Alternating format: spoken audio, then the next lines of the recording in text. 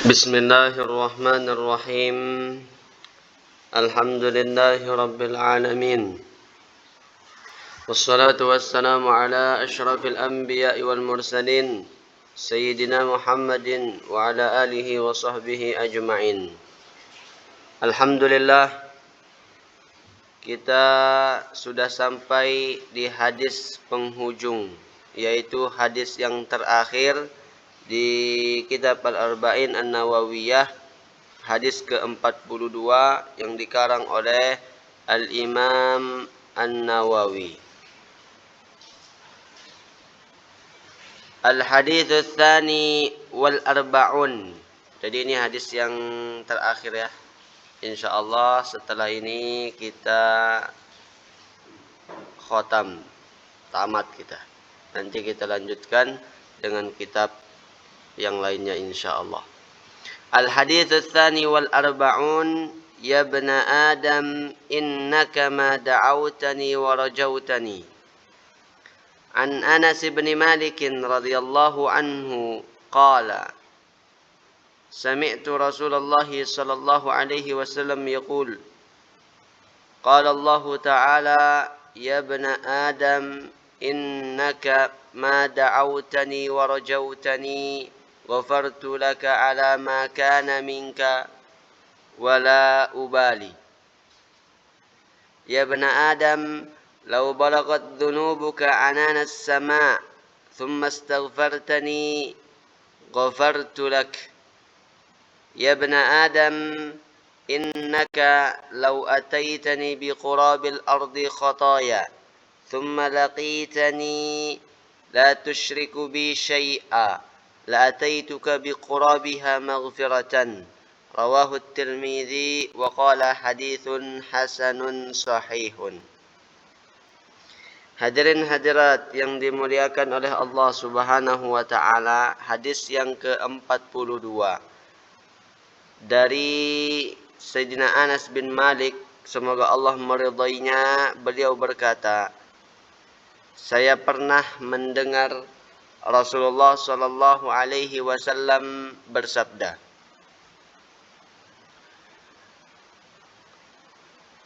Allah Subhanahu wa taala berfirman, artinya ini adalah hadis qudsi, firman Allah Subhanahu wa taala. Apa kata Allah?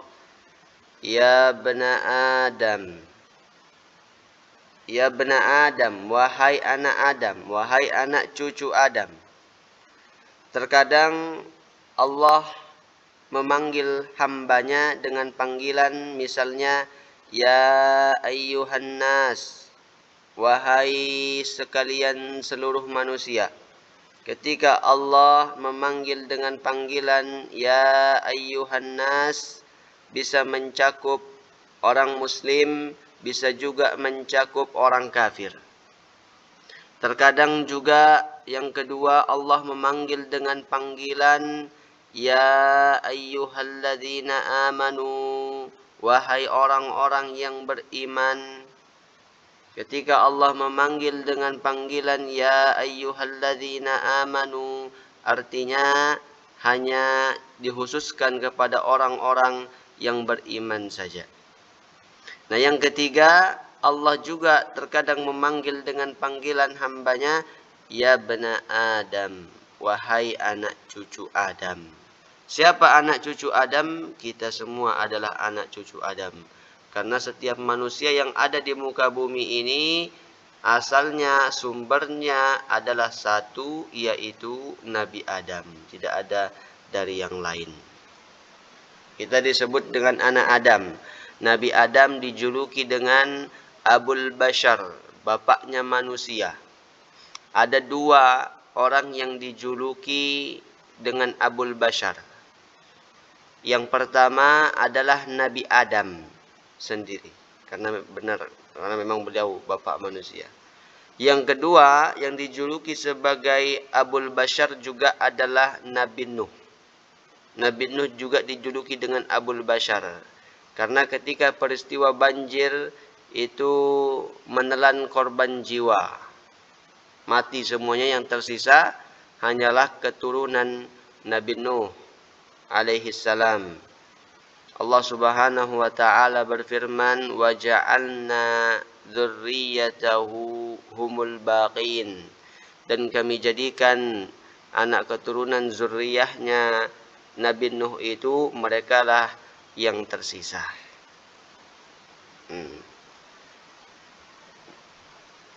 Kemudian hadirin hadirat yang dimuliakan oleh Allah Subhanahu wa taala.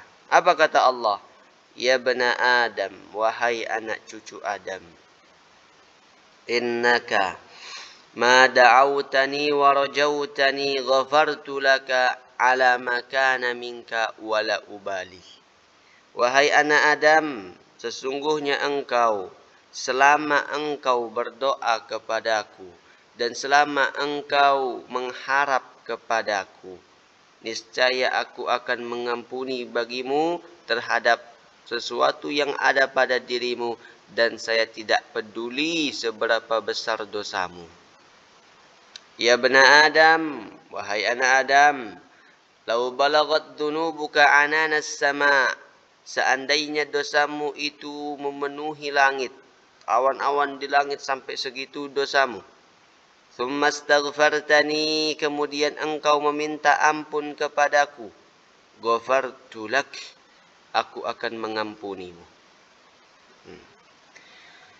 Hadirin hadirat yang dimuliakan oleh Allah Subhanahu wa taala.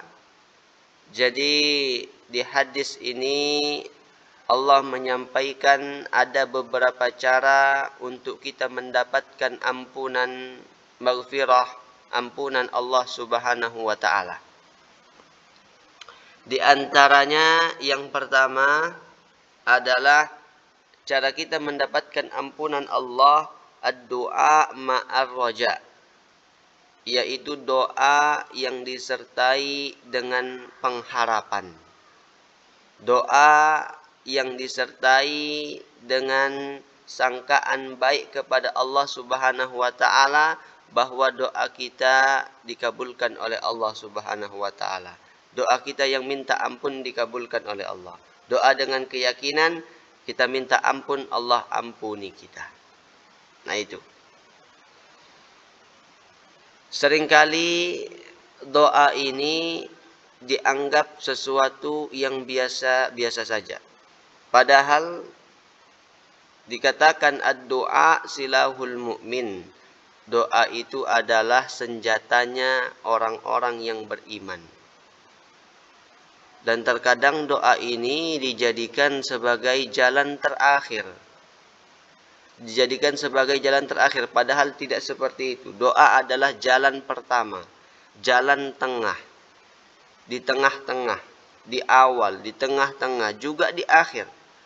Ketika kita ingin melakukan sesuatu pekerjaan apapun itu, maka kita berdoa. Di saat kita melakukan pekerjaan sesuatu itu pun kita berdoa. Bahkan di saat kita sudah selesai dari pekerjaan itu, baik sukseskah kita atau gagalkah seseorang itu, juga tetap berdoa. Jadi doa itu selalu kita lakukan untuk membuktikan bahwa kita ini lemah di hadapan Allah Subhanahu wa taala. Ada zat yang maha kuat, yang tempat kita mengadu, yang tempat kita meminta, yang memiliki segalanya, yaitu adalah Tuhan kita Allah Subhanahu wa taala. Nah itu. Hadirin hadirat yang dimuliakan oleh Allah Subhanahu wa taala, banyak di antara kita juga yang malas untuk berdoa. Apa sebabnya? Kenapa seperti itu? Karena terburu-buru. Terburu-buru ketika dia berdoa, dia menginginkan doanya di saat itu juga dikabulkan. Berdoa di saat itu, ingin doanya juga dikabulkan di saat itu. Ketika datang masalah dalam hidupnya misalnya, ditimpa suatu masalah, kemudian dia berdoa kepada Allah, ya Allah, saya tertimpa suatu masalah, ya Allah, saya begini-begini hidup saya, ya Allah, tolong saya, ya Allah. Dia harus dikasih keinginannya, di saat itu juga doanya dikabulkan. Nah itu tidak seperti itu, tidak boleh seperti itu. Rasulullah sallallahu alaihi wasallam bersabda, "Yustajabud du'a'u ahadikum ma lam ya'jal."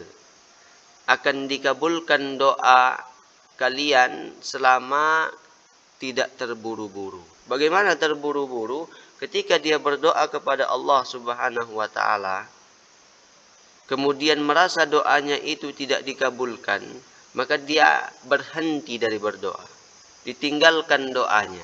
Nah, ini bukanlah adab seorang hamba kepada Tuhannya. Kita harus yakin doa kita dikabulkan oleh Allah Subhanahu wa taala. Apa yang kita minta, terlebih meminta pengampunan kepada Allah Subhanahu wa taala. Sesuai dengan sabda Rasulullah sallallahu alaihi wasallam, "Ud'u Allah wa antum muqinun bil ijabah." Mintalah, berdoalah engkau kepada Allah sedang dalam keadaan yakin doamu diampuni oleh Allah Subhanahu wa taala. Seperti doa kita ketika kita minta ampun kepada Allah Subhanahu wa taala. Apa? Allahumma ghfirli, Allahumma ghfirli, ya Allah ampuni aku, Allahumma ghfirli warhamni wa tub alayya, ya Allah ampuni aku. Nah, ini doa apabila kita minta kepada Allah Subhanahu wa taala dengan penuh harapan, dengan penuh prasangka baik kepada Allah bahwa kita akan diampuni oleh Allah Subhanahu wa taala, maka itu akan mendatangkan insyaallah ampunan dari Allah Subhanahu wa taala. Nah, hadirin hadirat yang dimuliakan oleh Allah Subhanahu wa taala, sebagian ulama mengatakan, wa min ahammi ma yas'alu abduhu wa min ahammi ma yas'alu abdu rabbahu maghfirata dzunubih. Di antara sesuatu yang paling penting yang harus dimintakan oleh seorang hamba kepada Tuhannya, di antaranya adalah meminta ampun atas dosa-dosa yang dia lakukan. Nah, ini yang terpenting kita mintakan kepada Allah Subhanahu wa taala, selain kita meminta hidayah, selain kita meminta petunjuk, selain kita meminta sukses, selain kita minta supaya hidup tenang, selain kita minta supaya hidup sejahtera, anak, keluarga sehat semuanya. Tapi yang terpenting juga daripada itu adalah kita meminta ampun kepada Allah Subhanahu wa taala di setiap doa yang kita mintakan. Bahkan kalau bisa di awal-awal sebelum kita minta berbagai macam permintaan kita itu, di saat berdoa itu dibuka awalnya setelah membaca basmalah, pujian, kemudian sholawat, itu dibuka dengan mintalah ampun kepada Allah Subhanahu wa taala sebelum kita minta yang lain-lainnya itu. Nah, itu adab kita dalam berdoa juga. Nah, ketika kita berdoa Allahumma ghfirli dengan penuh harapan bahwa doa kita dikabulkan, ampunan kita diterima oleh Allah Subhanahu wa taala, maka apa kata Allah? Ghafartu lak ala ma kana min wala ubali. Aku akan mengampuni dosa-dosamu dan aku tidak peduli seberapa besar dosa yang kamu lakukan. Itu yang pertama. Cara kita dari hadis ini agar diampuni oleh Allah Subhanahu wa taala, yang pertama kita minta dan disertai dengan harapan bahwa doa kita meminta ampun kepada Allah diterima oleh Allah Subhanahu wa taala. Kemudian, ya bani Adam, wahai anak Adam, law balagat dunubuka ananas sama, seandainya dosamu menaik setinggi awan di langit, tsummastaghfartani, kemudian engkau minta ampun kepadaku, ghafartu lak, aku akan ampuni engkau. Nah, jadi yang kedua ini, cara kita mendapatkan ampunan Allah adalah dengan cara al-ishtighal bit-taubah, menyibukkan diri dengan bertaubat kepada Allah Subhanahu wa taala. Orang yang bertaubat itu artinya orang yang berhenti melakukan maksiat itu. Orang yang bertaubat itu artinya orang yang menyesali perbuatan salah, perbuatan maksiatnya. Orang yang bertaubat itu artinya orang yang punya keyakinan niat tidak akan kembali ke dosa itu lagi. Itu artinya orang yang bertaubat. Artinya ada kejujuran hati di sini. Apakah benar orang itu bertaubat? Apakah dia benar sudah berhenti dari melakukan maksiat itu? Apakah benar kemudian dia sudah menyesali perbuatan maksiat itu? Apakah benar dia tidak akan mau mengulanginya lagi perbuatan maksiat itu? Nah, itu orang yang bertaubat. Dan ketika seseorang itu sudah bertaubat, agar tidak terjatuh lagi kepada maksiat yang sama, maka langkahnya di antara banyak langkah, di antaranya juga adalah hindari atau jauhi atau hilangkan penyebab-penyebab yang menjadikan dia terjatuh lagi ke dosa itu. Sudah putuskan penyebab-penyebabnya. Karena begini, walaupun seseorang itu sudah bertaubat kepada Allah Subhanahu wa taala dengan hati yang benar-benar, tapi penyebab-penyebabnya masih ada, itu dikhawatirkan dia akan kembali terjatuh kepada dosa seperti itu lagi. Apa penyebabnya? Misalnya penyebabnya adalah HP.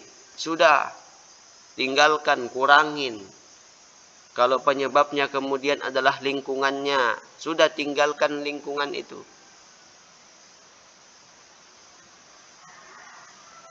Karena tidak bisa kalau tidak meninggalkan hal itu. Sulit. Penyebab-penyebabnya itu juga harus ditinggalkan. Yang biasanya misalnya na'udzubillah, kita doakan saudara-saudara kita yang masih dalam dunia seperti itu, mudahan mendapatkan hidayah oleh Allah Subhanahu wa taala.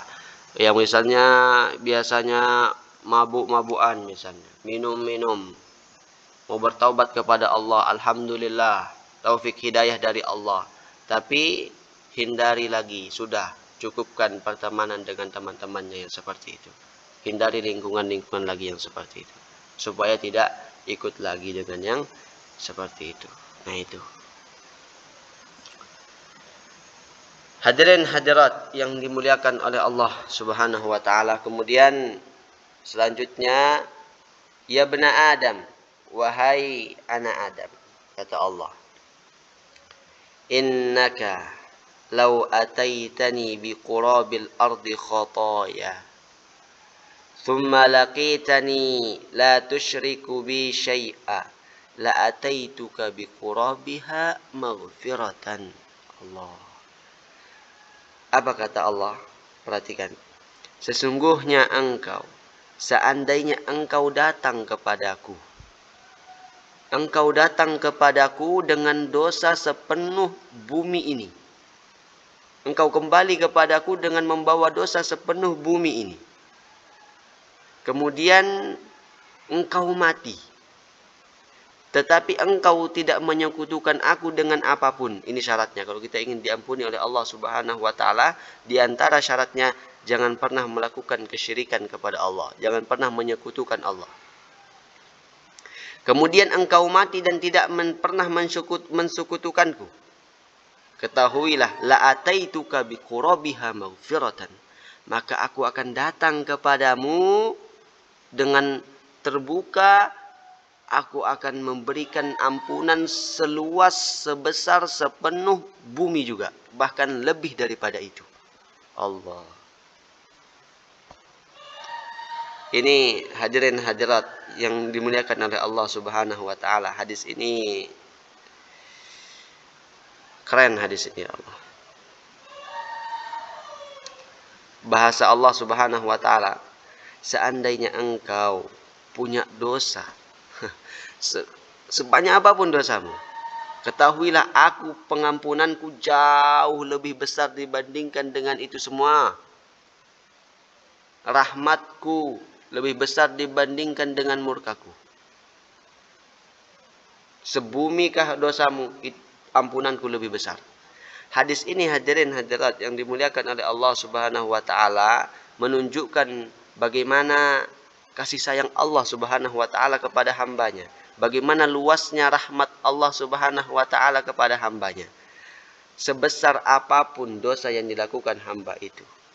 Bagaimanapun dia berbuat dosa oleh hamba itu, Allah akan ampuni dan Allah tidak peduli seberapa besar dosanya. Coba. Sebanyak apapun dosa hamba itu, sebervariasi apapun dosanya, sepanjang hamba itu mau kembali kepada Allah Subhanahu wa taala, ingin bertaubat dari hatinya, selama nyawanya belum sampai di kerongkongannya, maka Allah tidak peduli seberapa besar dosa yang kamu lakukan, Allah pasti akan mengampuni itu. Ampunan Allah selalu terbuka lebar bagi orang-orang yang ingin bertaubat kembali kepada Allah Subhanahu wa taala. Allah. Hadirin hadirat yang dimuliakan oleh Allah Subhanahu wa taala. Allah Subhanahu wa taala berfirman, "Qul ya ibadiyalladzina asrafu ala anfusihim la taqnatu min rahmatillah innallaha yaghfirudz dzunuba jami'a innahu huwal ghafurur rahim." Ya ibadi, wahai hamba-hambaku, alladzina asrafu ala anfusihim, wahai hamba-hambaku yang melewati batas. La taqnatu min rahmatillah. Janganlah pernah berputus asa dari rahmat Allah Subhanahu wa taala. Innallah yaghfirudz dzunuba jami'a.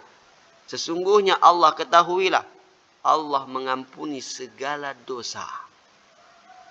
Innallaha yaghfirudz dzunuba jami'a. Allah Subhanahu wa taala mengampuni dosa kalian semua. Innahu huwal ghafurur rahim.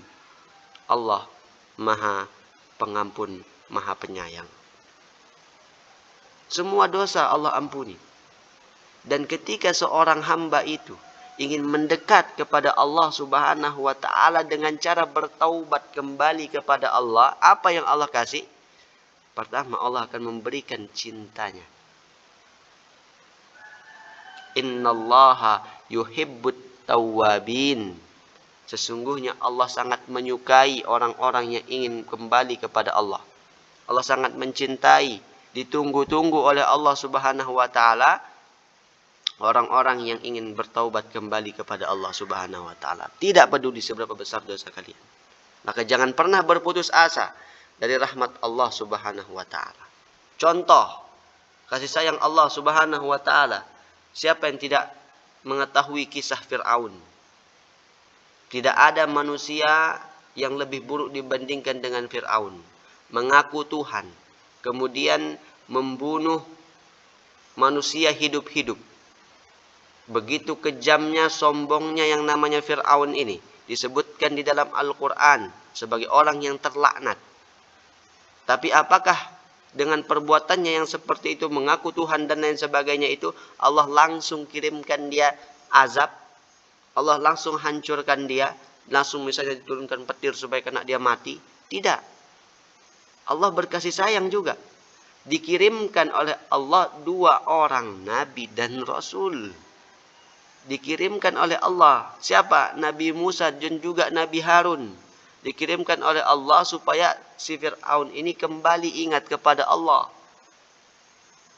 Begitu kasih sayang Allah. Tidak langsung dihancurkan yang namanya Fir'aun itu. Padahal begitu kejamnya. Tapi apa Fir'aun dengan sombongnya, dengan egonya, tidak mau menerima ajakan hidayah dari Allah Subhanahu wa taala, tidak mau menerima ajakan dari Musa, Nabi Musa dan juga Nabi Harun. Dia binasa dengan kesesatannya, dia binasa dengan kesombongan, dengan egonya. Nah itu. Allah selalu berkasih sayang kepada hambanya. Jauh kasih sayang Allah dibandingkan murkanya Allah. Contoh lagi misalnya. Dikisahkan dulu. Ada seseorang yang pernah berbuat kriminal yang sangat luar biasa. Membuat kejahatan yang sudah dikatakan jahat banget. Orang ini pernah membunuh 100 orang. Di sini sejahat-jahatnya orang kayaknya belum ada membunuh orang sampai 100. 1, 2 mungkin ada. tapi ini pernah membunuh orang 100. Tidak sampai membunuh saja, yang lain-lainnya juga mabuk dan lain sebagainya, itu kuat sekali. Ini orang seperti itu. Tidak ada orang sejahat itu sekarang mungkin. Nah, tapi suatu ketika orang ini tergerak di dalam hatinya ingin berubah. Tergerak di dalam hatinya ingin bertaubat, diberikan hidayah taufik oleh Allah Subhanahu wa taala. Ketika dia ingin bertaubat, datanglah laki-laki ini, seseorang yang pernah membunuh ini, ingin meminta petunjuk kepada yang lebih ahlinya. Datanglah dia kepada Tuan Syekh, seorang alim, kemudian menyampaikan keadaannya bahwa dia ingin bertaubat kepada Allah Subhanahu wa taala dengan perbuatan yang sudah dia lakukan itu. Sudah membunuh bukan 1, 2, 100 orang pernah dibunuh. Wahai Tuan Syekh, saya ingin bertaubat kepada Allah Subhanahu wa taala. Perbuatan saya yang semasa lalu ini, saya sudah melakukan ini. Apakah bisa saya ini kembali kepada Allah bertaubat? Saya ini benar-benar mau bertaubat ya Tuan Syekh. Apakah bisa saya kembali dengan perbuatan yang sudah saya lakukan seperti itu? Apa kata Tuan Syekhnya? Iya, kamu bisa kembali kepada Allah. Pintu taubat selalu terbuka kepada hamba Allah Subhanahu wa taala, seberapa besar pun dosanya yang dia bilang besar itu. Pintu Allah selalu terbuka. Tapi apa kata Tuan Syekh itu? Kalau kamu ingin bertaubat, ingin kembali kepada jalan Allah Subhanahu wa taala, pergilah engkau menuntut ilmu kepada fulan, di sana tempatnya. Nah, ini menunjukkan ketika orang ingin bertaubat itu seperti tadi, hilangkan penyebab-penyebab dia kembali kepada dosa itu. Itu artinya hilangkan penyebab-penyebab, kira-kira apa penyebab dia kembali terjatuh lagi kepada dosa itu, sudah jauhkan yang seperti itu supaya tidak kembali lagi. Nah, laki-laki ini diperintahkan oleh gurunya untuk pergi belajar ke Fulan bin Fulan. Akhirnya dia mengikuti perintah Tuan Syekh tadi karena keinginannya yang benar-benar ingin kembali bertaubat kepada Allah Subhanahu wa taala. Pergilah laki-laki ini menuntut ilmu, pergilah dia ke tempat yang dia ingin berhijrah supaya menjadi lebih baik. Dengan keyakinan yang sudah mantap, ingin mengubah dirinya bertaubat kepada Allah Subhanahu wa taala. Tapi lihat, belum dia sampai ke tempat tujuannya yang dia ingin berubah nanti di sana, yang dia ingin menuntut ilmu nanti di sana, di tengah perjalanannya mati laki-laki ini.